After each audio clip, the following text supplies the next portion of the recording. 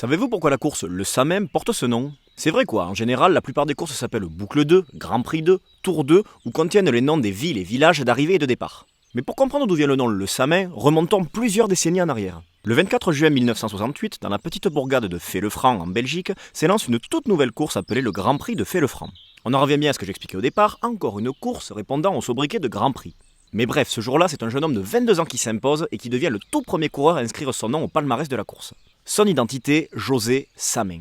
Cependant, si la course a été renommée en son honneur, ce n'est absolument pas parce qu'il a été le premier à y lever les bras.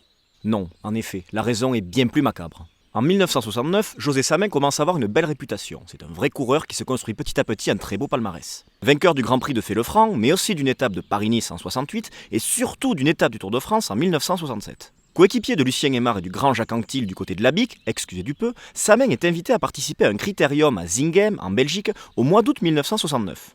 Seulement là-bas, rien ne va se passer comme prévu. En effet, au bout de quelques minutes de course, notre tricolore percute un spectateur et chute lourdement sur la tête. Rapidement, Samin tombe dans le coma et son constat ne va faire que s'aggraver. Et le 30 août 1969, la nouvelle tombe comme un couperet, José Samin est décédé des suites de sa chute.